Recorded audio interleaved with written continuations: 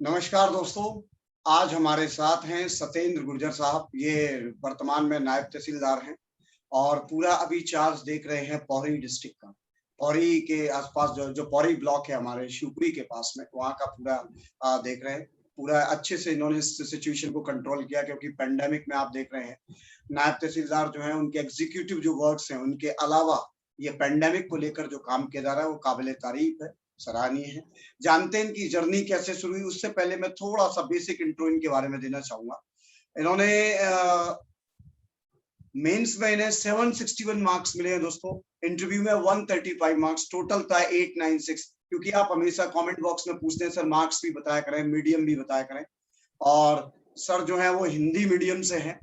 इनका third attempt था 2017 में जब इनका सिलेक्शन हुआ, और इन्होंने बीई कंप्लीट किया हुआ है ईसी में। तो जानते हैं जर्नी किस तरीके से रही, और फिर आपके जो पीएससी से रिलेटेड सवाल है वो मैं इनसे पूछूंगा। बहुत बहुत स्वागत है सतेंद्र साहब, कैसे हैं आप? बहुत बहुत धन्यवाद प्रकाश जी आपका, और सभी लोगों को मेरा नमस्कार, जो भी जुड़े हुए हैं उन सभी लोगों को। जी जी विकास जी, शुरू करिए। जी सर, सबसे पहला सवाल ये है कि जब आप पीएससी की तैयारी करने आए थे, जैसे हमने सीजन 1 में भी आपके जर्नी को डिस्क्राइब किया हुआ है आपने बहुत अच्छे से, इन शॉर्ट में एक सिनॉप्सिस के तौर पर वापस से आपकी जर्नी को थोड़ा जानना चाहूंगा कि शुरुआत कहाँ से हुई और कैसे पीएससी की जर्नी आपकी आगे बढ़ी। जैसे 12th करने के बाद हम लोग जाते हैं, ग्रेजुएशन पीरियड करते हैं तो समस्याएं आती हैं।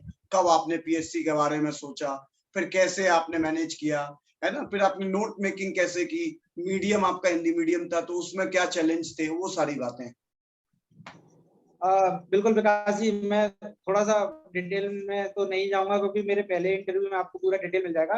इसमें जी तो सिंपल सा ये बताते जाऊंगा कि 12th में मेरा ग्रेजुएशन, 12th में मैंने स्कूलिंग की थी एक्सीलेंस स्कूल से, ओके। शासकीय स्कूल से करने के बाद मुझे आगे का ज्यादा समझ में नहीं आ रहा था। तो जी फिर वो जैसा 12th के बाद मोस्टली लोग करते हैं कि अगर कोई 4 दोस्त जाते हैं तो वहीं, फिर मैंने इंजीनियरिंग में गया।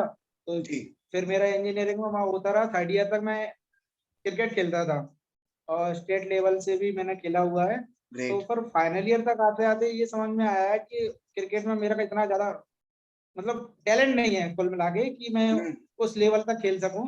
जी तो मैंने कहा कि अगर इसको यहीं छोड़ के आगे की तैयारी में लग जाए तो शायद बन जाए।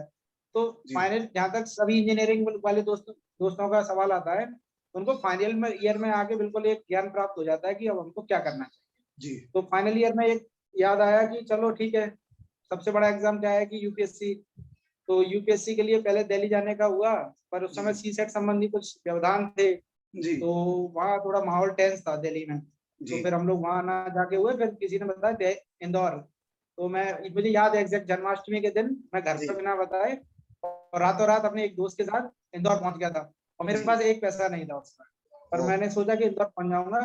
फिर वहां जाके मैंने कोचिंग का पता किया और कई जगह से बात की, तब समझ में आया कि पैसा तो लगेगा।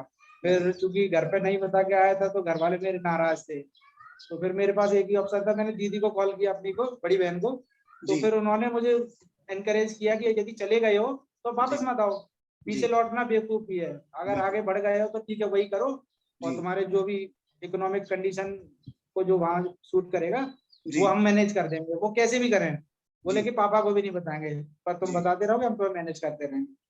फिर मैं करता रहा वहाँ तैयारी 1 साल की। उसके बाद मेरे तुरंत प्री मेंस इंटरव्यू निकल हो गया था। इंटरव्यू में गया पर कुछ मार्क्स से रुके, तो बड़ा दुख हुआ कि हम्म कैसे नहीं हुआ। हम्म और कई लोगों को ऐसा लगता है कि शायद ऐसा होता नहीं होगा। मेरा एक क्वेश्चन से रुका था, मतलब एक क्वेश्चन 2 नंबर का। ओहो। मैंने जब बाद में निकलवाया था अपना आंसर शीट, तो अब बहुत रोना गाना तो होता ही है और दुख भी काफी हुआ था। और मेरे जो दोस्त थे, मेरा एक ग्रुप था वहाँ, उन लोगों ने मुझे काफी मोटिवेट किया। बोले कि सत्यन कोई इशू नहीं है, अपन फिर से करेंगे, अगला नोटिफिकेशन आएगा, इस बार और अच्छी तैयारी करेंगे। जी फिर मैंने बहुत अच्छी तैयारी करी और प्री तक जब आए हम लोग, तो आप मानेंगे नहीं, उस समय मेरे 92 क्वेश्चन सही थे। ओहो। अगली प्री में 2015 की में ग्रेट। 92 क्वेश्चन सही थे और 4 क्वेश्चन आयोग ने गलत करे थे, उनको हटा के। वाह। मतलब ऑलमोस्ट वहाँ इंदौर में कोचिंग में मेरे सबसे हाईएस्ट थे। तो थोड़ा ग्रेट। मेहनत करी, मतलब पूरा कार्यकलाप जो भी था हमारा, हम्म ट्यूनिंग इस तरीके से मैंने सेटअप किए। फिर 15 में फिर हमारा मेंस हुआ, मेंस भी अच्छा गया। पर चूंकि क्या है, उस समय राइटिंग में प्रैक्टिस में इंजीनियरिंग करने के आया था तो इंग्लिश थी मेरी, और जी मैंने फिर अपना सब्जेक्ट चुना हिंदी मीडियम में। जी तो कहीं ना कहीं थोड़ा थोड़ा छूटता चला गया। तो जी जिस कारण से मेंस में देने का, मेंस में भी मुझे 125 मिले थे 15 में, जी तो फिर उसमें भी नहीं हुआ, फिर 16 हुआ 250 पोस्ट के साथ, उसमें भी मेरे क्वेश्चन ठीक थे, लास्ट में आते आते उसमें भी रहा। बड़ी दिल टूट गया कि लगा कि गलत जगह आ गए हैं, और अब लग रहा है कि एक एज होती है टीन एज के बाद में, बोले अपना पूरा जीवन मुझे लग रहा है या तो तैयारी में निकालना पड़ेगा या घर तो जाने की हिम्मत है नहीं, क्योंकि 2017 के इंटरव्यू तक आते आते मेरी कभी पिताजी से बात नहीं हुई थी। ओके तो हाँ, वो और मेरे पिताजी भी इतने खुददार है कि वो भी मुझसे बात नहीं कह रहे कि अगर ये लड़का है तो मैं तो उसका बाप हूँ मैं कैसे पहले बात कर सकता हूँ। पर ठीक है, वो स्नेह था उनका, जो भी था, वो एक मोटिवेशन के लिए की तरह काम किया मेरे लिए बिल्कुल कि नहीं, ये मैं एक दिन बन के ही जाऊंगा और आपको सीधे रिजल्ट ही दूंगा हाथ में। हम्म फिर 15 में मेरे दोस्तों ने एनकरेज किया, और फाइनेंशियल प्रॉब्लम तो बहुत आ गई थी, मतलब इवन दीदी भी मेरे को 3 साल तक सपोर्ट करती रही, पर कभी कभी दीदी के अभी थोड़ी इशू हो जाते थे। पर उस समय तक मेरे साथ एक अच्छी चीज हो गई कि मेरे जो 15-16 के साथी थे वो सिलेक्ट हो चुके थे, और ओके कुछ लोगों ने ज्वाइन कर लिया था।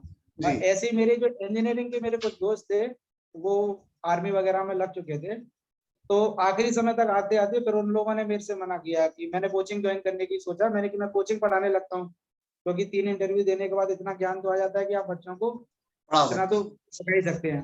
जी तो फिर मेरे कुछ दोस्त हैं, जैसे हम्म, आपने अभी कल परसों एक इंटरव्यू लिया, आशुतोष द्विवेदी जी है, और अतुल श्रीवास्तव हैं, जी पीयूष मिश्रा जी है, प्रियंका है, प्रिया है, मतलब हैं अच्छी पोस्टों पे। तो इन लोगों ने फिर मेरे से मना किया, क्योंकि ये मेरे से पहले सिलेक्ट हो गए हैं। ओके इन्होंने मना किया कि सत्येंद्र, यदि आप कोचिंग पढ़ाने लगोगे तो आपके हाथ में पैसा आ जाएगा, और पैसा आ जाएगा तो आप उसको खर्च करने के लिए मार्केट में भी जाएंगे, तो आपका सही जो मार्केट में खर्च करोगे समय, वो समय यदि आप तैयारी में लगाओगे तो आपको सिलेक्शन मिल जाएगा, और सिलेक्शन के बाद आप कुछ भी कर सकते हैं, कितना भी खर्च किए। बोलेगा यदि आपको फाइनेंशियली कोई इशू आ रहा है कहीं से पैसों का, तो आप हम लोग मैनेज करेंगे। तो ओके ईश्वर की दया से परिवार तो सभी की सपोर्ट करते हैं, पर मेरे दोस्तों ने मुझे बहुत सपोर्ट किया, ग्रेट सपोर्ट फाइनेंशियली डेफिनेटली भी, मेंटली भी। मतलब मैं कभी भी डिमोटिवेट होता कि अब नहीं होगा मेरे से, तो हमेशा मेरे पास एक कॉल जरूर आ जाता ना किसी न किसी दोस्त का, बोले कि सर नहीं सत्यन, 3 साल किए हैं, अब इतना तो लास्ट में नहीं छोड़ सकते हैं, ये ग्रेट उम्मीद तो बनाए रखनी है। और ऐसे करते करते 17 में इंटरव्यू किया, तो जो 135 आप देख रहे हैं, उस समय के सबसे पुकार बोर्ड में से मिले हैं मुझे, गौतम सर के बोर्ड से। गौतम सर के बोर्ड से निकालना वाकई इसके लिए आपके साथ, ये आपके दोस्तों के लिए और उन इंटरव्यू मार्क्स के लिए टीम मूवमेंट मेरी तरफ से आपको जी धन्यवाद विकास जी, मतलब मैं मानूंगा नहीं कि मेरे कुछ लोग बिल्कुल डीएसपी हैं, कुछ दोस्त डीसी हैं, जी तो वो लोग, मैंने जब सुबह वो बताया ना कि मेरा बोर्ड इंटरव्यू में गौतम सर बोर्ड आया, तो हाँ उनको भी धक्का लग गया, बोले कि भाई अब लगता है 18 में जाना पड़ेगा। पर वो लोगों ने बताया नहीं, मेरे को सिलेक्शन जी के बाद बताया उन्होंने। जी वो बता मोटिवेट करते रहे, कोई दिक्कत नहीं है, तो इंसान ही ना, इतना सही है प्रिपरेशन तो तुम्हारा हो ही गया है कि तुम सवालों के जवाब दे सको। और किस्मत से गौतम सर के बोर्ड में मुझे भी अच्छा लगा, क्योंकि उनके सवाल थोड़ा टेक्निकल होते हैं, मतलब ऐसे कुछ भी उल जलूल नहीं पूछते हैं, वो टेक्निकल पूछते हैं और टू द पॉइंट पूछते हैं। ओके यदि आपको नहीं आता है तो आप बिल्कुल मना कर देंगे उनको, तो भी चल जाएगा।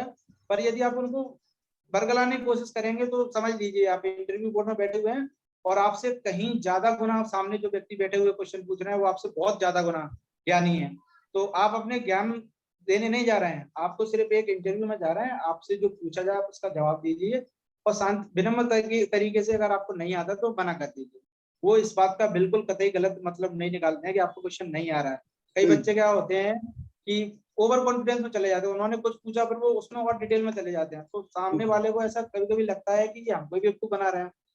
मतलब हम सिलेक्शन दिलवा रहे हैं, मध्य प्रदेश की सबसे बड़ी परीक्षा ले रहे हैं, और आप हमको ही गलत बता रहे हो। और ऐसा सही कैसे हो सकता है कि आप जो फैक्ट प्री मेंस के पढ़ के गए हैं, उन कॉपियों को वही वो चेक कर रहे हैं, और उनको नहीं पता होगा, सारी चीजें उनको पता रहता है। और ये आप, मैं बिल्कुल, जो भी साथी मेरे इंटरव्यू को सुने या देखें, अगर इंटरव्यू में आप जा रहे हैं तो ये मान के चलिए कि जी जो सामने व्यक्ति बैठे हैं आपसे कई कई कई गुना होशियार हैं, आप उनसे बहस नहीं कर सकते हैं। आप सिर्फ अपना काम निकालिए, अपना जवाब दीजिए, अच्छे नंबर लीजिए और सिलेक्शन पाइए। ग्रेट अदरवाइज मेरे साथ के कई लोगों ने, जो कि मैं भी 3 बार से दे रहा था, तो कई लोग हैं जो एमबीबीएस हैं और आईआईटी से पढ़े हुए हैं, वो लोगों का सिलेक्शन नहीं हुआ है। तो और वो बाहर जाके कहते थे कि मैं एमबीबीएस में इतना पढ़ा लिखा है, और उन्होंने ज्ञान दिया होगा, तो इस वजह से वहां रुक गए हैं। पर ठीक है, एट लास्ट 2017 में आके फाइनली सिलेक्शन हो गया, और हमने अपना रिजल्ट पिताजी को दिया, पिताजी ने चरण स्पर्श किया, मैंने कहा हो गया, उन्होंने बोला चलो ठीक है आ जाइए, अब आप अपनी लाइफ के लिए अब जिम्मेदार हो गए हैं। पहले आप डिपेंड थे, अब आप अपने पैरों पर खड़े हो गए हैं। आपको जो समाज दुनिया है वो आप अपने नजरिए से देखिए। ग्रेट। हाँ, ये तो छोटा सा संघर्ष था, पर इसके बीच में जो family conditions, economic conditions, mentally torture सही और ये सब कई सारी चीजें आती हैं, पर ये आपको आएंगी, आएंगी, क्योंकि सही। जिस रास्ते में जितनी ज्यादा बाधा होंगी, आप हम्म, समझिए आपकी सफलता उतनी अच्छी होगी। Great, great. जैसा आपने गौतम सर का बोर्ड के बारे में कहा, सेम बोर्ड जो यूपीएससी में रजनी राजदान मैडम के लिए फेमस रहा है। मतलब मैं कई मेरे ऐसे मित्र हैं जिन्होंने आईआईटीएन हैं, जिन्होंने 4 इंटरव्यू दिए और चारों इंटरव्यू में अनलकी रहे। उसका रीजन था क्योंकि चारों बार रजनी राजदान मैडम जो है उनके उनके बोर्ड में वो रहे, और उनका मेंटली चूंकि वो तैयार थे कि यार मैडम है मतलब अच्छा नहीं जाएगा, ये एक मेंटालिटी लोग लेके जाते हैं। लेकिन आपने उसे पॉजिटिवली लिया कि नहीं यार गौतम सर का बोर्ड है, कोई बात नहीं, मैं टू द पॉइंट अगर पूछते हैं तो उसी तरीके से बात करूंगा। ये एक प्लस पॉइंट रहा आपके इंटरव्यू मार्क्स में। अच्छा, प्रीलिम्स की जैसा आपने मुझे कहा कि 92 मार्क्स स्कोर करना, जिसमें ऑलरेडी आयोग ने 4 क्वेश्चन जो है वो गलत किए हुए हैं, तो वो 92 मार्क्स करना, क्योंकि वो मिरेकल नहीं हो सकता, उसके लिए एक सिस्टमेटिक मेहनत की जरूरत होती है। तो प्रीलिम्स के लिए आपने जैसे हिंदी मीडियम में है, तो क्या आपने सोर्सेज इस्तेमाल किए, मतलब क्या किताबें इस्तेमाल की पढ़ने के लिए, किस तरीके से प्री की तैयारी की, मतलब ओवरऑल की one liner facts and everything आपने कहाँ से कवर किए? बताना चाहूंगा विकास जी कि जब मेरा पहली बार में एक क्वेश्चन पे रुका, जी। तो फिर मैं काफी मतलब डिमोटिवेटेड हुआ कि मैंने बहुत सारा पढ़ा हुआ है फिर भी मैं रुक गया। फिर मैं एक दिन आराम से बैठा और सोचा, फिर मैंने कई चीजें देखी और लूसेंट को भी देखा, तो फिर उसके ऑब्जेक्टिव क्वेश्चन लगाए, तब मुझे पता चला कि नहीं, मैं सिर्फ एक कोचिंग के बनाए हुए सिस्टम के आधार पर अपने आप को बहुत 30 मार्क का समझ रहा था। जी। पर एक पीएससी में सिलेक्शन लेने के लिए आपको उससे बाहर जाना पड़ेगा। ओके। कोचिंग का एक क्राइटेरिया रहता है, वो आपको सिर्फ एक दिशा में ले जाके रख सकते हैं, पर उस दिशा में आपको कितना काम करना है ये आपको स्वयं करना है। फिर मैंने अपने जो सिलेक्ट हो गए थे उन दोस्तों से भी पूछा, तो उन्होंने बताया कि मैंने ये भी पढ़ा था, ये भी पढ़ा था, ये पढ़ा था। फिर मुझे याद आया ये तो मैंने पढ़ा ही नहीं था। मैं एक लिमिटेड एडिशन के आधार पर सिलेक्शन लेने जा रहा था, मान लो मेरा प्री में हो भी जाता, मेरा मेंस रुक जाता, तब मुझे ज्यादा दुख होता। तो फिर मैंने एक स्ट्रेटेजी बनाई कि कुछ सब्जेक्ट ऐसे थे कि जिसको हम ब्रह्मा विष्णु महेश बोलते थे, बोले कि उनमें से कोई भी क्वेश्चन गलत नहीं होना चाहिए। वो ब्रह्मा विष्णु महेश एक हिस्ट्री, ज्योग्राफी, पॉलिटी, बोले इनको इतना अच्छा करो, किसी भी बुक से पढ़ो, पर ये गलत नहीं होनी चाहिए। और एमपी के नारद मध्य प्रदेश, ओके। तो ये कहीं भी जाना पड़ेगा आपको, नारद मुनि को लेके जाना पड़ेगा, तो मध्य प्रदेश। ये 4 सब्जेक्ट कोर थे जिनको मतलब हम ये मान के चलते थे, जो भी हमारे ग्रुप था, कि अगर कोई भी क्वेश्चन आएगा तो गलत होना है कहीं और से हो, इन 4 में से नहीं होना चाहिए, क्योंकि यदि इनमें से एक क्वेश्चन में गलत हो गया इसका मतलब मैं सिलेक्शन से एक क्वेश्चन पीछे जा रहा हूँ। तो हमने पूरा अपना जो जोर लगाया था, किसी भी बुक से मिलता मुझे, मैंने यूनिक भी पढ़ी है, अलग अलग कोचिंग के जो नोट्स आते हैं वो भी पढ़े हैं, मैंने पूरी की पूरी वो पढ़ी है, लूसेंट। उसके अलावा जो क्या कहते हैं इलाहाबाद पब्लिकेशन की बुक्स आती हैं ऑब्जेक्टिव, वो पढ़े हैं। और जो छोटी छोटी जैसे केस के लिए ज्योग्राफी के लिए अपने महेश पड़वाल आते हैं, एमपी के लिए भी आते हैं सादाब अहमद सिद्दीकी, इस तरीके से जो जो किताब मुझे मिलती गई मैंने सब पढ़ा। मतलब इतना जब से उसका वो आया था नोटिफिकेशन, उस समय तक मैं इन सबको बहुत अच्छा कर चुका था 2015 में। और फिर धीरे धीरे फिर मैंने अलग अलग जो एक एक दो दो क्वेश्चन आते थे, जैसे उस समय एक्ट आते थे, मैंने एक्ट को बहुत अच्छा तैयार किया जी। कोई भी मनमोहन सर की किताब ले लीजिए या फिर कोई भी किताब ले लीजिए, उससे बहुत अच्छे एक्ट हो जाएंगे। उसके बाद फिर मैंने करंट को बहुत अच्छा बनाना शुरू किया, कुछ क्वेश्चन मैं पढ़ता था, कुछ आजकल तो ऑनलाइन पे इतना स्टडी मटेरियल है, तो जैसे मैं यहाँ नहीं पढ़ पा रहा हूँ तो मैं मोस्टली ऑनलाइन ही कैप्चर करता हूँ, जो भी अच्छे अच्छे वीडियो बना के भेजते हैं मैं उनको पढ़ लेता हूँ, तो मेरा करंट अफेयर उससे तैयार हो जाता है। अब बचे हुए जैसे सब्जेक्ट हैं कुछ मिसलेनियस है, तो हमारा मध्य प्रदेश में जो भी बुक आती है माहेश्वरी की, यहाँ पर इनमें मिसलेनियस ठीक है, और लूसेंट में भी ठीक है, साइंस टेक है, तो वो भी उसी में से पढ़ लिया, क्योंकि प्री में इतना डीपली नहीं जाते हैं, वो नॉर्मली पूछ लेते हैं। तो ऐसे ओवरऑल हमने किया। फिर उसके बाद हमने सिस्टमेटिक ढंग से पहले सब्जेक्ट वाइज लगाना किए क्वेश्चन जी। जैसे जो इलाहाबाद पब्लिकेशन की बुक आती है ऑब्जेक्टिव, उससे हमने फिर प्रत्येक सब्जेक्ट को ऑब्जेक्टिव लगाए, फिर हम टेस्ट सीरीज देने जाते थे कोचिंग में, फिर हम वहां से हमारा वैल्यूएशन पता चलता था।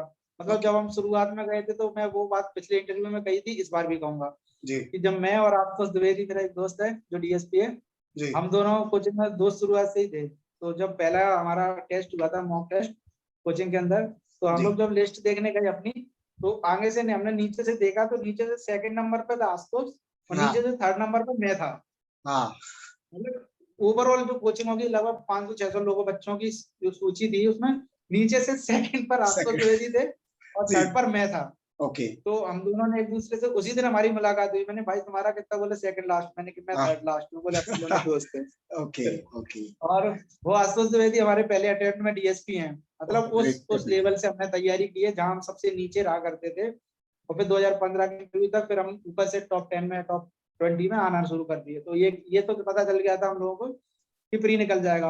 और एक और ट्रेजिडी और मेरे साथ हुई थी कि 2016 का जब मैंने प्री दिया जी तो जो ओएमआर सीट है उसमें जो मैंने जो रोल नंबर होता है डेट ऑफ बर्थ भर दी थी। ओ मैं इसी पे आने और वाला था, क्योंकि ओएमआर में जैसे हम जाते हैं, अभी एग्जाम भी आ रहा है 25 जुलाई को, तो जो कुछ बारीक से बारीक जो चीजें हैं उनको अच्छे से देखें, क्या जो गलतियां और हो सकती हैं। जैसे आपने डेट ऑफ बर्थ डाल दी रोल नंबर वाली जगह में, तो नेचुरल है, प्रेशर होता है, बहुत सारी चीजें, और क्या गलतियां हो सकती हैं वहाँ? बताना चाहूंगा कि उस समय हम लोग इतनी तैयारी कर लेते हैं, इतने फैक्ट्स सब दिमाग में घूमते हैं कि जी ओएमआर को भरना भूल जाते हैं। जी उस समय दिमाग में जब पेपर ओएमआर आती है तो हमारे दिमाग में बहुत कुछ चल रहा होता है। हाँ तो उस समय हाँ नहीं ध्यान रहता है कि ऊपर डेट ऑफ बर्थ लिखा हुआ है, वहां रोल नंबर डाल दिया। हाँ और ये मेरे से गलती हो गई कि थोड़े हाँ से 2 कॉलम में मेरा हुआ। तो हाँ मैंने कहा भी कि मेरी ओएमआर सीट कर दीजिए, पर जैसे पीएससी की गाइडलाइन है कि वो एक बार हाँ ओएमआर के बाद वो चेंज नहीं करते हैं। हाँ तो मैं बहुत रोया। मतलब हम्म, मुझे देख के लगेगा नहीं, पर मैं उस पेपर में लगभग जो 2 घंटे का पेपर था मैं पूरे 2 घंटे रोता रहा था। और उन्होंने फिर मेरे एक जो टीचर थे वहीं, उन्होंने बोला कि बेटा इसमें थोड़ा सा ऐसे करके कुछ उन्होंने सुझाव दिए, मैंने वो उस ओएमआर में किए। तो उससे फिर उन्होंने भर दिया, बोले कि ईश्वर का नाम लो और पेपर तो कंप्लीट करो। तो मैं सारे क्वेश्चन इतनी जल्दबाजी में लगा के आया।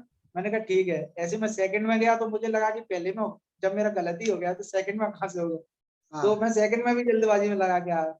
फिर हाँ मेरे जो लेबर ऑफिसर दोस्त हैं उनका फोन आया कि सत्यन तुम्हारा भी सिलेक्शन हो गया। मैंने कैसे? फिर हाँ उन्होंने बताया कि ऐसे ऐसे ऐसे फिर मैंने कहा वो तो मेरी टेक्निक थी, चौक लगा दिया था, कुछ ऐसा कर दिया था मैंने उस पर, वो मेरी काम आ गई। पर हाँ रियली मतलब वो मेरा ऐसा लग रहा था कि 1 साल मेरा बर्बाद हो गया, पर वो बर्बाद सिलेक्शन हो गया जैसे भी हुआ। ठीक है। पर उस समय हो जाता है, जैसे कई बार हम अपना पेपर मिल जाता है तो उसके बाद एक लाइन से भर लेते हैं पेपर में सबसे पहले। हाँ फिर जब गोले भरने जाते हैं तो उसमें क्वेश्चन बगल से भूल जाते हैं कि 55 से शुरू किया है, तो हम्म, अपन इसमें 60 से क्वेश्चन शुरू कर देते हैं और वो लाइन से लगा देते हैं। ऐसी कॉमन मिस्टेक हो जाती है। तो उस समय आप बिल्कुल रिलैक्स रहिए, और यदि आपके पास कुछ चीज आती है, जैसे कोई उस समय आपको भरना शुरू करते हैं, बिल्कुल आप क्लियर रखिए कि मुझे इसमें एक एक क्वेश्चन का एक एक, क्योंकि वही आपका बनाने वाला है आगे का प्लेटफॉर्म। तो आप उसमें सभी जो भी हमारे एस्पिरेंट हैं कृपया करके ऐसी गलती ना करें जो मैंने करी है। आप उस समय बिल्कुल शांति से, धीरज से, आपके पास 2 घंटे काफी पर्याप्त समय होता है। आप उसको बिल्कुल एक एक गोले को चुन के भरिए, क्योंकि उसका कोई विकल्प नहीं है। और यदि आपको इससे बचना है तो हमारे जो भी कोचिंग संस्थान है उनकी जो ओएमआर सीट आती है उसे आप घर पे प्रैक्टिस करिए, या प्रेशर में रहते हैं तो आप कोचिंग में भी जो भी test series mock test organise करती हैं संस्थाएं, वहां कर लीजिए। क्योंकि आप थोड़ा जब प्रैक्टिस में डालेंगे उसी ओएमआर को, तो आपको पता चल जाएगा कि किस साइड में हमारा डेट ऑफ बर्थ डाली जाती है, किस साइड में हमारे रोल नंबर डाले जाते हैं, कैसे हम लोगों को एक साइड से स्ट्रेटेजी बना के गोले भरने चाहिए। ग्रेट। अब बात करते हैं जैसे मेंस की। मेंस में भी क्या है, जैसे हिंदी मीडियम को लेके, तो क्या कोचिंग से नोट्स आपने बनाए थे, या मेंस के लिए क्या तरीका अपना? क्योंकि मेंस के लिए जो है सोर्सेज मार्केट में अवेलेबल कौन से रहते हैं, सब मीडियम के लिए अलग अलग है, इंग्लिश के लिए अलग किताबें हैं, हिंदी के लिए अलग हैं, तो आपका क्या रणनीति थी मेंस के लिए? मैं एक और अच्छी चीज बताने जा रहा हूँ कि जो मेरी उम्र वाले हैं या मेरी जो डेट ऑफ बर्थ से मैच करते हैं, जी या जिस समय स्कूलिंग से करना शुरू किए हैं, तो हमारे साथ एक बहुत बड़ी अच्छी चीज होती गई है कि हम जिस क्लास में गए हैं बोर्ड हाँ में, उस साल उसका सिलेबस या फिर पैटर्न चेंज हो गया। ओके जैसे मैं 5th में बोर्ड में गया तो उसके बाद वो चेंज हो गया। हाँ 8th में आया फिर चेंज हो गया, 10th में आया तो नया पैटर्न चेंज हो गया, ओके 12th में आया तो जो पिछले साल था वो चेंज हो गया। हाँ सेम टू सेम जैसे ही हम लोग पीएससी देने आए 14 से हम्म आके नया हम्म पैटर्न चेंज हो गया। हम्म उससे नया जो साइंस जो 4 सब्जेक्ट जीएस के हैं और 4th पेपर इस तरीके से आ गया। तो हम्म, मतलब हमको एक फ्रेश शुरुआत मिली। कई बार ऐसा होता है कि पुराने लोग रहते हैं तो वो आपको आगे नहीं आने देंगे क्योंकि उन्हें एक सब्जेक्ट का बहुत अच्छा नॉलेज होता है। परंतु बिल्कुल क्योंकि हमारे केस में बिल्कुल फ्रेश स्टार्ट थी, हम लोग थे। और हिंदी मीडियम से हाँ थोड़ा सा इशू ये आ जाता है कि आपको मटेरियल काफी मिल जाएगा मध्य प्रदेश के लेवल से। बिल्कुल पर क्योंकि क्या है कि आपके साथ 80% लोग हैं जो हिंदी मीडियम में वहाँ का मेंस देते हैं, तो इसमें आपको थोड़ा सा कंडीशन आ जाती है। तो मेंस में यदि आप देखते हैं, एक तो लेखन पे बहुत अच्छा, मतलब आपकी स्पीड बहुत अच्छी होनी चाहिए। और जब आप प्री के फैक्ट आपके दिमाग में चलेंगे, प्री आपने बहुत अच्छा पढ़ा होगा, तो मेंस में जब आप लिखेंगे आपके पास फैक्ट आते जाएंगे और आप बहुत जल्दी लिखते जाएंगे। तो एक तो आपकी हैंड राइटिंग मतलब बहुत तेज होनी चाहिए, अच्छी की नहीं कह रहा हूँ कि आपकी अगर एवरेज भी होगी चलेगी, मतलब ऐसी लिखी आपकी सामने वाला पढ़ ले। कभी भी ऐसा जल्दबाजी में हम इतना बहुत तेज लिख देते हैं कि अगली बार उस कॉपी को खुद देखते हैं ना, तो ऐसा लगता है कि मैंने क्यों लिखा है ये, क्या कर दिया, लिखा है। हाँ, तो जी। आप थोड़ा ऐसा लिखिए कि सामने वाले को समझ में आ जाए। ज्यादा अच्छी राइटिंग है वो तो ठीक है, पर अगर आपकी एवरेज है तो चल जाएगी। और सिस्टमेटिक ढंग से चलिए, क्योंकि अभी प्री में 1 महीना बचा हुआ है, तो सभी एस्पिरेंट हैं वो प्री पे बहुत अच्छा फोकस करिए। और मेंस का जब आएगा तो हो सकता है विकास जी कुछ दूसरी संघर्ष सीरीज शुरू करते हैं, तो उसमें भी डिटेल बता देंगे। पर फिर भी मेंस के लिए यही है कि आप थोड़ा लिखते रहिए। हिंदी मीडियम में थोड़ा दिक्कत आती है जी। इंग्लिश मीडियम में क्या है, एक बार हाथ शुरू हो गया तो वो लास्ट तक जाता है, कर्सिव में। और हिंदी में आपको एक एक शब्द पे पेन उठाना पड़ता है, तो थोड़ा सा स्पीड मेंटेन करके रखिए जी। बाकी साइंस एंड टेक और एथिक्स, ये मतलब है ना, ये 2 ऐसे विषय हैं जिनके स्टडी मटेरियल को लेकर बहुत कंफ्यूजन होता है, क्योंकि हमें मालूम है कि ज्योग्राफी कहाँ से पढ़ना है, ये सोर्सेज इजी मिल जाते हैं। हिस्ट्री कहाँ से पढ़ना है, हमें पॉलिटी कहाँ से पढ़ना है, जैसे लक्ष्मीकांत से पढ़ना है, यहाँ से पढ़ना है, ये सोर्सेज इजीली हमें पता होते हैं। लेकिन जो विज्ञान एवं प्रौद्योगिकी है, साइंस एंड टेक वाला सेगमेंट है, और आपका एथिक्स वाला, इंटीग्रिटी एंड एप्टीट्यूड वाला जो सेगमेंट है, तो इसके लिए कौन सी किताबें हिंदी मीडियम के स्टूडेंट्स को लेनी चाहिए? हिंदी मीडियम के लिए जैसे 4th पेपर है एथिक्स के लिए, तो उपकार मैं बेस्ट मानता हूँ। उपकार आती है, एक गुलाब सर की नोट्स हैं, आपको मिल जाएंगे, या उन्होंने बुक भी की है, और मेरे लिए तो वो 2 सफिशिएंट थे। और इंग्लिश मीडियम के लिए भी एक बुक है, नाम याद नहीं आ रहा है, मैं आपको मैसेज में कर दूंगा, जो यूट्यूब के लिंक में उसमें डाल दूंगा। और जैसे 3rd पेपर है साइंस, तो साइंस के लिए अगर आप जैसे अभी का जो नया सिलेबस आया है उसमें काफी साइंस आ गया है। मतलब अब आप लूसेंट के सारे साइंस को उस पेपर को कवर नहीं कर पाएंगे, तो उसके टॉपिक लेके मेरे हिसाब से आप साइंस स्ट्रीम के जैसे 11th और 12th में साइंस स्ट्रीम के आप अगर सब्जेक्ट उठा लेंगे, जैसे फिजिक्स है तो फिजिक्स की वहां से बुक ले लेंगे शिवलाल की या फिर जो बोध की, तो आपके पॉइंट वहां से क्लियर होंगे। अदरवाइज मुझे तो नहीं लगता कोई बुक टीएमएच की या फिर अन्य कोई भी बुक आपको क्लियर कर पाएगी, क्योंकि उनमें क्या है एकदम से दे दिया है, और जब तक साइंस में आप पीछे वाला नहीं पढ़ेंगे तब तक आपको आगे का कंसेप्ट क्लियर नहीं होगा। जैसे अगर आप ऊर्जा पे आए तो ऊर्जा के एक स्टेप में आप आगे बढ़ेंगे, अब अगर डायरेक्ट पढ़ने चले जाएंगे तो फिर समस्या आ जाएगी। तो जो भी नए लोग हैं मेंस के लिए जाएं तो 11th-12th की बुक है जो हम लोग 11th-12th में पढ़ते हैं एमपी बोर्ड वाले, उन बुक्स को ले लीजिए और उसके टॉपिक वाइज ले लीजिए। जैसे उसमें ध्वनि है, ऊर्जा है, जो भी सब्जेक्ट हो आपको तो उस 11th-12th की बुक में से लेते जाइए और उसका पूरा एक पढ़ लीजिए, क्योंकि अब नहीं आप नहीं कर सकते हैं। मतलब पहले तो साइंस और टफ 3rd पेपर लोगों के लिए टफ होता ही था, पर इस बार आप किसी भी ऐसी नॉर्मल बुक के सारे तो नहीं निकाल सकते। अगर आपको स्कोर करना है तो आपको वो बुक लेनी ही पड़ेगी। बिल्कुल, क्योंकि कहा जाता है कि मतलब जिनके पास 2 पहला और सेकंड पेपर तो अच्छा चला ही जाता है, लेकिन 3rd पेपर और जो है वो डाउन कर देता है मार्क्स हमारे साइंस एंड टेक, क्योंकि बहुत सारे लोग जो है नॉर्मल आर्ट्स बैकग्राउंड से आते हैं, कुछ कॉमर्स बैकग्राउंड से आते हैं, तो साइंस कहीं ना कहीं उनके स्कोरिंग को अफेक्ट करता है मेंस में। बिल्कुल करता है, बिल्कुल करता है जी। मेंस में आपके प्लस पॉइंट कौन से सब्जेक्ट्स रहे जहां आपको मार्क्स अच्छे मिले हो, और एक पर्टिकुलर पेपर जहां आपके मार्क्स लगे हो कि नहीं एवरेज और बिलो एवरेज रहे? मेरे सबसे अच्छे मार्क्स 3rd पेपर में ही थे। ग्रेट। मेरे 196 मार्क्स थे, बहुत अच्छे कहे जा सकते हैं वो, बहुत अच्छे मार्क्स, बिल्कुल बहुत अच्छे मार्क्स। और 3rd पेपर मेरा बहुत अच्छा था क्योंकि मेरा बैकग्राउंड साइंस से ही रहा था, 11th-12th इंजीनियरिंग भी किया हुआ था जी। तो थोड़ा साइंस पे पकड़ अच्छी थी, और इकोनॉमिक्स किस्मत से कहो या फिर मेरे शुरुआत में बहुत कम नंबर थे तो मैंने बहुत अच्छी पढ़ रखी थी, तो उस समय दोस्तों में सबसे अच्छी अगर इकोनॉमिक्स थी मेरी थी। बाकी मैं दोस्तों से पढ़ लेता था अगर मेरे को नहीं समझ में आता था, पर मैंने कई बुक से इकोनॉमिक्स को बहुत अच्छा कर रखा था, तो उसमें मेरे अच्छे नंबर आ रहे थे। और फर्स्ट और सेकंड पेपर एक ऐसे पेपर रहते हैं वो आप हर एक बच्चे से पूछेंगे तो सबको हिस्ट्री पता होगी, सबको ज्योग्राफी पता होगी, पॉलिटी भी पता होगी, तो ये सब्जेक्ट में तो नॉर्मल हो जाता है। मेन आपका 3rd स्कोरिंग है। पर क्या हुआ कि 4th और 5th में क्या है कि मैं थोड़ा लूज पड़ गया, मैंने कहा चलो 3 पेपर मैंने बहुत अच्छे दे दिए, अब कोई दिक्कत नहीं, अब तो 4th पेपर है रटा हुआ है मुझे, तो एक मेरा वहां कम हुआ, कुछ मार्क्स मेरे मतलब 125 या 130 के अप्रोक्स रहे होंगे, वहाँ कम हुए। ऐसे मेरा हिंदी में हुआ। हिंदी में भी मैंने कहा कि अरे हम तो 12th हिंदी मीडियम से किए हुए हैं और हिंदी मीडियम का विद्यार्थी हिंदी में नहीं कर सकता। तो शुरुआत में सब अच्छा बनता गया, लास्ट में जो टिप्पणी वगैरह लिखा जाता है और जो भी था मैंने उसकी प्रैक्टिस नहीं की है, तो फिर वहां मेरे बहुत नंबर कम हो गए। और फिर निबंध में आए तो निबंध में मैंने कहा निबंध में तो कुछ पढ़ना ही नहीं होता, पढ़ना ही है, हाँ। मैंने कोई प्रैक्टिस नहीं करी। तो हाँ। मैं बताऊं मेरे नंबर मात्र 52 थे, हाँ। 50 पे पास होते हैं, तो मेरे 52 नंबर थे। अरे तो वो मैं कभी कभी क्या रहता है कि ओवर कॉन्फिडेंस में भी चले जाते हैं, तो मेरी वो सही। गलतियां रही थी। तो हम्म। अगली बार अगर मैं कभी मैच देता हूँ तो मैं ये इनको जरूर सुधारूंगा। Great great.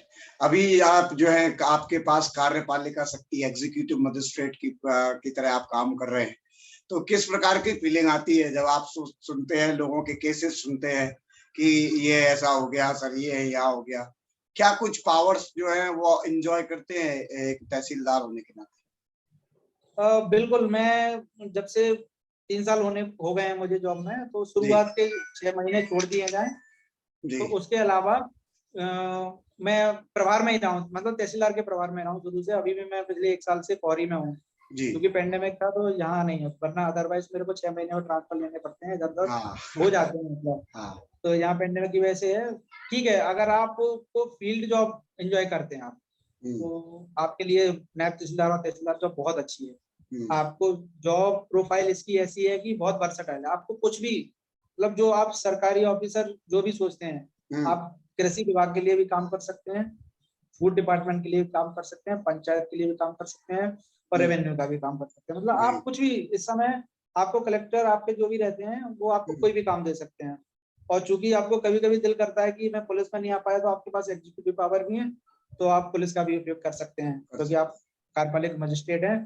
तो कुछ लॉ एंड ऑर्डर की सिचुएशन होती है या फिर चुनाव के समय शांति व्यवस्था होती है, तो जो भी नॉर्मल अपराधी वगैरह होते हैं, जो धाराएं होती हैं कुछ 151 107 तो इनमें ले जाके आप ऑन ओवर वगैरह की कार्रवाई कर सकते हैं, तो आप सकते। उसको भी इंजॉय कर लेते हैं। बाकी ओवरऑल ये पावर पैक्ड है ये जो प्रोफाइल तहसीलदार। आप चूंकि ये पुराने समय से है काफी, जी। मतलब क्या कहें, जब हमारे जो मौर्यकालीन शासन में देखेंगे तो वहां हाँ से शुरुआत होती है हाँ इस पद की। तो हाँ। उस पद से होता हुआ ये आया है, तो जमीन संबंधी है। और आप बिल्कुल अंतिम व्यक्ति से बात कर सकते हैं, इस जॉब की सबसे अच्छी खासियत है। जैसे आप यदि किसी अन्य डिपार्टमेंट में रहेंगे तो आपको एक मीडिएटर मिलेगा कोई, आप बिल्कुल। उससे बात करें। और एक पुलिस और एक ये प्रशासन, दो एक ऐसी जॉब है कि वहां भी अंतिम व्यक्ति पहुंचता है और यहाँ भी अंतिम व्यक्ति। और आप इसमें ऐसा नहीं है कि आप सिर्फ एक अपने कोर्ट में या फिर अपने ऑफिस में बैठे हुए काम कर रहे हैं।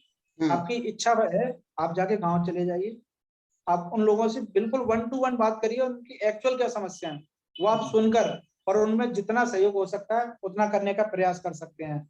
और कुछ हमारे हाथ में रहती हैं जिनको हम जितना जल्दी कोशिश होता है कर देते हैं, और कुछ ऐसी रहती हैं जिसमें सोर्सेस ऑफ कुछ ज्यादा रहते हैं, तो जहां हमारी लिमिटेशन से बाहर चला जाता है तो हम उनको आगे डेलीगेट कर देते हैं और प्रयास करते हैं कि उनका हो जाए। पर जी। क्योंकि ये प्रशासन और शासन अभी इतना पेचीदा मसला है कि कभी कभी किसानों को या फिर अन्य लोगों को थोड़ा सा डिले हो जाता है उनके काम में, तो ऐसा लगता है कि शायद हम लोग काम नहीं कर रहे हैं। पर जो हमारे युवा साथी आए हैं, हम लोगों के बैचमेट हम्म। काफी अच्छा काम कर रहे हैं। आप सोशल मीडिया पे अगर आप उन लोगों से जुड़े होंगे या जुड़ने का प्रयास करेंगे तो आप वो अपने कामों को बताते रहते हैं। बिल्कुल। हम जैसे लोग तो ऐसे हैं कि यदि शासन की कोई कमी है तो उसको भी लिखने से नहीं चूकते हैं, कह देते हैं। अब जी। क्योंकि आए उसी परिवेश से हैं तो उसको सुधारने का प्रयास कर रहे हैं। कई लोग कहते हैं सही। कि आप कैसे बुराई कर सकते हैं, जी। आप तो प्रशासन में हैं। बिल्कुल अच्छी बात है कि मैं प्रशासन में हूँ, पर कई चीजें मेरे से बाहर हो जाती है ना, मैं नहीं कर सकता हूँ उसको, कोशिश कर रहा हूँ मैं। और हम्म। चूंकि इसके अंदर रह के ही मैं इसमें सुधार कर सकता हूँ, यदि मैं बाहर निकल जाऊंगा तो फिर नहीं हो पाएगा। नहीं तो हो मुझे पाए। इसके अंदर रह के भी कुछ हमारे सिविल सेवक के नियम होते हैं, उन पर कायदों का पालन करना होता है। बाकी ग्रेट। जितना कोशिश होता है मैं अपनी तरफ से, पेंडेमिक में हम लोगों ने बहुत अच्छा काम किया और हमारे डॉक्टर्स ने तो बहुत अच्छा काम किया, मतलब उनके लिए hats off to my doctors. उन्होंने जो लाइफ सेव्स किए हैं, मतलब एक्चुअली में वो ईश्वर का अवतार है। मतलब मैं मैनेजमेंट कर सकता हूँ, पर मैं किसी को क्या दवाई दूं कि देख के वो ये तो नहीं कर सकता। मैं तो सिर्फ पूरा उसको वहां व्यवस्था कर सकता हूँ कि हॉस्पिटल ले जाके कर दूंगा, भर्ती कर दूंगा, पर वो वहां नहीं हो सकता है। जी। पर ठीक है, मेरे यहाँ जो मेरे ब्लॉक ब्लॉक मेडिकल ऑफिसर है उन्होंने काफी अच्छा सहयोग किया। और जो हमारा बैचमेट है इन लोगों को आपस में भी यदि किसी को कोई समस्या होती है, जैसे मैं शिवपुरी में हूँ और आप इंदौर में हैं, तो यदि आपको वहाँ इंदौर से फोन आया कि सत्येंद्र जी ऐसे ऐसे मेरा कोई दोस्त है शिवपुरी मैनेज कर दीजिए, जी तो बिल्कुल हम लोगों ने, हमारे पूरे बैच ने, मतलब हमारे नायब टीचर 2012 से लेके, क्योंकि मैं उसी में जुड़ा हूँ, बाकी लोगों को पता नहीं, किसी को भी यदि किसी ने भी कॉल किया है तो बिल्कुल हमने ऑक्सीजन से लेके रेमडेसिविर से लेके अन्य वेंटिलेटर और सारी सुविधाएं पूरी कोशिश की है कि कोई भी व्यक्ति सिर्फ इस वजह से ना अपने जीवन को खो दे कि हम लोग उसके लिए कोई व्यवस्था ना कर पाए। नहीं कर पर कई पाए। चीजें की आत्मा होती है, हमारे नहीं होती हैं, तो कुछ अपनों को हमने भी खोया है, कुछ अपनों को बाकी लोगों ने भी खोया है, उसके लिए आज सहानुभूति है, पर कोशिश कर रहे हैं व्यवस्था दुरुस्त करने की कि आगे यदि कैसी कोई महामारी आपदा आती है तो कोई भी व्यक्ति सिर्फ इस कारण से अपना कोई अजीज ना खोए। बिल्कुल, बहुत बहुत धन्यवाद सर, बहुत अच्छा लगा आपसे बात करके। लंबी चर्चा हुई हमारी विभिन्न मुद्दों पर। अनअकैडमी परिवार की ओर से हम आपके उज्जवल भविष्य की कामना करते ही हैं कि आप ऐसे ही समाज की सेवा करते रहे, देश की सेवा करते रहे। बहुत अच्छा काम आप कर रहे हैं और इस विकास जी, गाइडेंस के लिए बहुत बहुत धन्यवाद जी। जरूर कहिए। दो बातें आपके लिए कहना चाहता हूँ अरे कि अनअकैडमी और सभी लोग जो जुड़े हुए हैं जी कि हमारे विकास जी ने एक अच्छी पहल शुरू करी है कि जो हमारे इस महामारी में बच्चों के माता पिता जी जो एक्सपायर हो गए हैं, यदि उनके जी गार्डियन नहीं है तो आप इनसे संपर्क कर सकते हैं। ये उनकी पूरी जो भी फीस से ले गए अन्य कोई समस्या होंगी वो पूरी मैनेज करेंगे। जरूर और सर। काफी अच्छा इनिशिएटिव है, हमें समाज में ऐसे लोगों की जरूरत है और जो इतना अच्छा काम कर रहे हैं, मतलब आप टीचर्स के साथ भी अगर ऐसा अच्छा काम कर रहे हैं तो आई थिंक डिजर्व।